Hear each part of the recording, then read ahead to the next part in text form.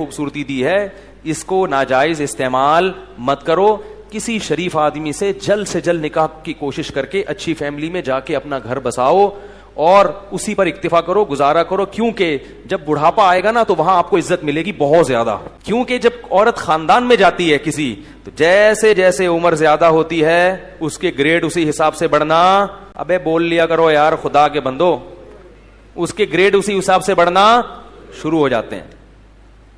جتنی زیادہ عمر بڑھے گی, پہلے ماں بنے گی تو ماں ہے, پھر دادی بنے گی. ہمیں یاد ہے ہماری والدہ اتنی بوڑھی ہو گئی تھی, اللہ مغفرت فرمائے, اور بستر پہ پڑی ہوئی ہیں, لیکن اب تک ان کی یاد دماغ سے نہیں نکلی. کچھ بھی نہیں کرتی تھی بیچاری, لیٹی رہتی تھی, لیکن وہ بھی ایک اچھا لگتا تھا اور دل چاہتا ہے کہ کاش دنیا سے نہ جاتی.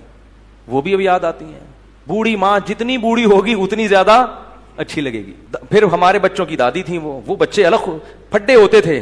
ہماری والدہ اتنی بوڑھی ہو گئی تھی نا آخر عمر میں کہ ان کے ہوش آواز نہیں تھے, بستر پہ پڑی رہتی تھیں, بس بستر پہ پڑی رہتی تھیں, کچھ نہ بولتی تھی نہ سنتی تھی. بس جب تسبیح پکڑاؤ تو تسبیح ہاتھ سے گھمانا, عادت پڑی ہوئی تھی نا. آج جب بڑھاپا آئے گا نا تو بوڑھوں کو کچھ بھی دو گے نہیں, موبائل دو گے ایک دم ٹک ٹک شروع ہو جائیں گے. یہ جو نوجوان نسل ہے نا ان کے بڑھاپے کی بات کر رہا ہوں, کیونکہ ساری زندگی تسبیح گھمائی ہے تو بڑھاپے میں کچھ بھی نہیں یاد رہا, دماغ کام کرنا چھوڑ دیا تھا ان کا. تو اب جب تسبیح پکڑاؤ تو خود بخود تسبیح. سورہ یاسین جب میرے بھائی پڑھتے تھے تو جو آیت کہیں وہ ایک حرف رہ جاتا تھا نا تو اگلا حرف ان کی زبان سے نکل جاتا تھا, کیونکہ سورہ یاسین بہت پڑھتی تھی. تو کچھ بھی نہیں کر رہی, لیکن پھر بھی گھر میں کیا ایک احساس ہے کہ گھر میں ماں موجود ہے. بچے بھی خوش ہوتے تھے. اس گھر میں لے گیا تو بچے کہتے تھے دادی کو گھسیٹ کے یہاں لے کر آؤ, ٹھیک ہے نا. ادھر بچوں کو تو دادیوں سے بوڑھوں سے بڑی مناسبت ہوتی ہے. اس گھر میں لے گیا تو بچے کہتے نہیں اما کو دادی کو کہاں لے کر آؤ. بچے مانوس ہوتے ہیں. اگر اولاد نہ ہو اور گھر نہ بسایا ہو تو بڑھاپے میں یہ عزت ملے گی؟ کوئی محلے والے پوچھیں گے کیا؟ یا وہ اگر کوئی خاتون نے جوانی میں ماڈلنگ کی ہو تو کیا بڑھاپے میں کمپنیاں اس کو یہ پروٹوکول دیں گی؟ کرے یار نہیں دیں گی نا. انہوں نے جواب دیا نہیں دیں گی. تو اس لیے یہ رنگ رلیوں پہ زمانے کی نہ جانا اے دل, یہ خزاں ہے جو انداز بہار آئی ہے. اور یہ بھی یاد رکھو, جہاں اللہ نے عورت کو حسن بہت زیادہ دیا نا, اللہ عورت سے یہ حسن چھینتا بھی بہت جلدی ہے. مرد بہت دیر سے بڈھے ہوتے ہیں, عورتیں بہت جلدی بوڑھی ہو جاتی ہیں. مرد تو 40 سال میں تو پتہ چلتا ہے کہ آدمی بنا ہی ہے. یہ تو مشاہدہ, ایک میڈیکل سائنس کی ایک حقیقت ہے اور مشاہدہ بھی ہے.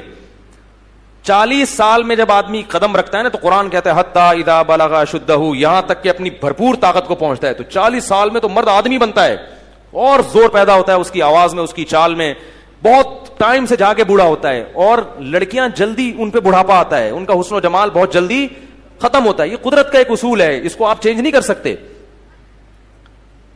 تو اب اس میں تو عورت کو اور زیادہ خیال کرنا ہے کہ بھائی جلدی اپنے آپ کو ٹھکانے لگاؤ, جلدی اپنے آپ کو کسی گھر کا فرد بناؤ, کسی خاندان کا فرد بناؤ.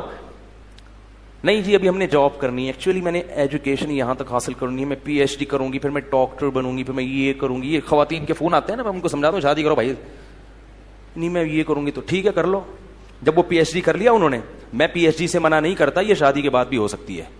میں ڈاکٹر بننے سے منع, اور خدا کا واسطہ جب نکاح کر کے لایا کرو تو اپنی بہوؤں کو کسی تعلیم سے روکنے کی کوشش بولو بھائی مت کیا کرو. پڑھاؤ, اچھا ہے تمہارا فائدہ ہوگا. لیکن نہیں جی ابھی ایکچولی یہ پھر ایکچولی کر آ کے ڈاکٹر بن گئی. مرد عورت میں سب سے پہلے اس کے حسن و جمال کو دیکھتا ہے, اس کی تعلیم کو دوسرے نمبر پہ رکھتا ہے. کتنی ڈاکٹر لڑکیاں ہیں جنہوں نے جوانی میں شادی نہیں کی, ڈاکٹر بن کے کیریئر بنانے میں, اب ان کا حسن و جمال ختم ہو گیا. ڈگریاں بہت ہیں مگر کوئی ڈاکٹر بھی لفٹ کرانے کے لیے تیار نہیں ہے, کیونکہ لوگ کہتے ہیں کہ میں نے ڈاکٹر سے شادی کیا علاج کے لیے کرنی ہے, کیا محلے میں کلینک ختم ہو گئی ہیں.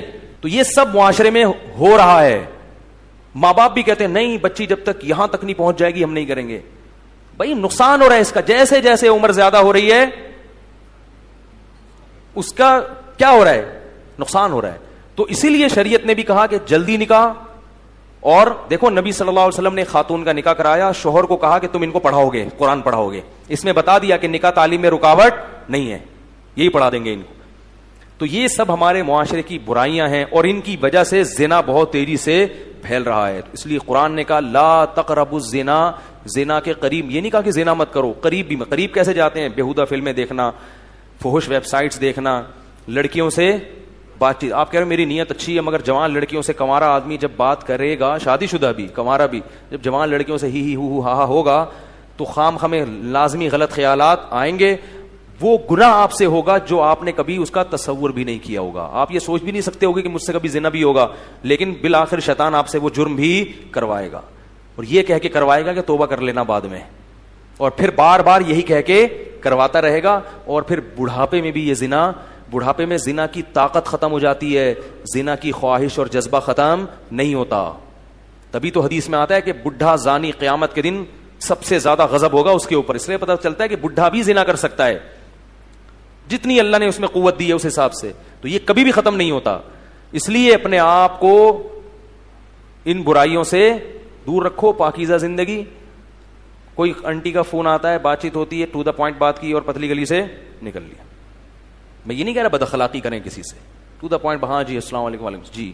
خواتین کی عادت ہوتی ہے ہر ایک سے. اچھا یہ بھی یاد رکھو, جو خواتین لڑکیاں خام خام فری ہو جاتی ہیں ان سے یہ نہ سمجھا کرو کہ آپ پہ وہ لٹو ہیں. یہ بھی مرد کو نا خام خام میں اپنے بارے میں وہم ہوتا ہے. کوئی بھی ہاں ہاں کر کے بات کرو یار لگتا ہے میرے لیے انتظام ہو گیا. تو یہ ایسا نہیں ہے. زیادہ خوش فہمی میں مبتلا ہونے کی ضرورت نہیں ہے. بعض لڑکیوں کی عادت, خواتین کی عادت ہوتی ہے ہر ایک سے اسی طرح بات کرتی ہوں. آدمی سمجھ رہا ہوتا ہے یار آج تو میرے تو بھائی قسمت کا ستارہ روشن ہو گیا. پھر جب آپ دوستیاں لگانے کی کوشش کرو گے اور خیالات لے کے ڈپریشن کے مریض بنو گے, وہ آپ کو ٹھینگا دکھا کے نکل لے گی. پھر فون کرے گا مفتی صاحب ڈپریشن کا مریض بن گیا ہوں, خودکشی. تو اپنے آپ کو روک کے رکھو ان چیز سے. کیا خیال ہے بھائی, صاف ستھرا دماغ رکھو. اور سب سے بڑی بات یہ جو اللہ نے کہا ہے وہ کر لو بھائی, جو اللہ بار بار کہہ رہے ہیں. تو لا تقربوا الزنا, زنا کے قریب. اور انٹرنیٹ کا ایک اصول آپ کو بتا دوں, آخری بات کر کے بیان ختم کرتا ہوں, چاہے مرد ہو یا عورت. انٹرنیٹ جب آپ نے گھر میں استعمال کرنا ہے تو کمرے میں تنہا کنڈی لگا کے نہ بیٹھیں. کتنے ہی نیک ہوں, شیطان برائی کی طرف لے کر جائے گا. استعمال تو آج کل سبھی کو کرنا پڑتا ہے, ضرورت ہے. تو انٹرنیٹ ایسی جگہ پہ کمپیوٹر رکھا جائے جہاں سب کا آنا جانا, یہ گھر کے سربراہ کی ذمہ داری ہے. بھائی کمپیوٹر یہاں لاؤنج میں ہوگا, سب آ جا سکتے ہیں, جس نے کام کرنا ادھر سامنے بیٹھ کے کرے, ٹھیک ہے نا. اور روم میں اگر ہے تو اس میں کنڈی لگانے کی اجازت بولو بھائی نہیں, دروازہ کھلا رہے گا. تو اپنے اوپر اعتماد نہ کرے انسان. اور ویسے بھی جب کبھی بیٹھو تو گھر کے کسی فرد کو ساتھ بیٹھا لو, اکیلے کیوں بیٹھتے ہو؟ کیا خیال ہے بھائی, کوئی شاعری دیکھنی انٹرنیٹ پر, بیگم کو ساتھ بیٹھا لو. کیا خیال ہے؟ وہ بھی اس سے فائدہ کیا ہوگا کہ تھوڑا سا اس کو بھی فلم دیکھنا نہ شروع کر دو. کہیں فلم دیکھنی ہے تو چلو بیگم کو بھی ساتھ بٹھا کے دیکھوں گا. کوئی بھی جائز چیزیں ہیں. تو تنہائی میں شیطان کو برائی کا موقع ملتا ہے. تو اللہ نے یہ نہیں کہا کہ زنا مت کرو, بلکہ کہا زنا کے قریب بھی مت جاؤ, کیونکہ اللہ کو معلوم ہے کہ جو قریب جاتا ہے وہ اس برائی میں پڑ جاتا ہے. آفس میں کوئی لڑکی جوان سے ساتھ بیٹھی ہے تو سلام دعا کیے تو جی خیریت, تبھی اپنا کام میں لگ گئے. میں گھر تک چھوڑ کر آ جاؤں آپ کو, اس تکلف کی ضرورت بولو بھائی خام خمیں. ہمارے ایک دوست تھے, انہوں نے ایک واقعہ بتایا کہ کوئی خاتون وہاں ڈیفینس میں کوئی لڑکی کھڑی ہوئی تھی, تو بہت ہی بیہودہ سا لباس تھا, تو کسی لڑکے کو شرارت ہوئی, اس نے کچھ جا کے چھیڑ چھاڑ دیا. تو جب اس نے چھیڑا ہے نا تو لڑکی نے گالی دی, تو جیسے ہی گالی دی تو جتنے لوگ تھے نا انہوں نے دیکھا کہ یہ خاتون جو ہے اس لڑکے کو گالی دے کے نقصان پہنچانا چاہ رہی, تو سب نے اس لڑکے کو ٹوٹ گئے نمبر بنانے کے لیے.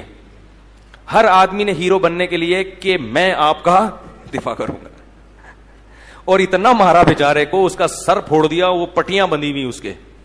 تو جو دیکھنے والا تھا نا اس نے مجھے بتایا کہ یار غلط تو کیا اس نے, مگر اتنا غلط نہیں کیا, اس کا بھی تو لباس دیکھو نا کیسے بیہودہ لباس.